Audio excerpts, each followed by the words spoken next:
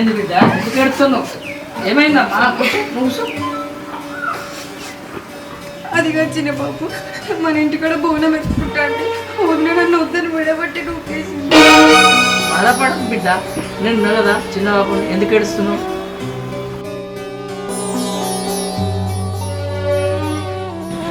అగో మీ అన్నున్న వదిన వాళ్ళే వస్తారు కదా, అడుగుతా. ఏడోకు బిడ్డ, ఏడోకు, ఊరుకో, అడుగుతాను నేను.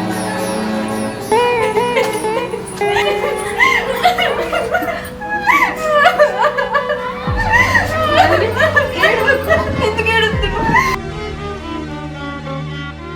ప్రియా, నన్ను క్షమించమ్మా. నిన్ను చాలా మాటలని బాధ పెట్టినా. నేను కూడా మా ఇంటి ఆడబిడ్డనన్న విషయం మర్చిపోయి పెద్ద చిన్న తేడా లేకుండా నిన్ను చాలా మాటలని బాధ పెట్టినా.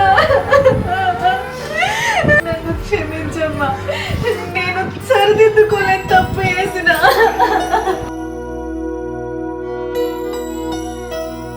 రజని, కుటుంబం అన్నప్పుడు అనుకుంటారు, కూడుంటారు.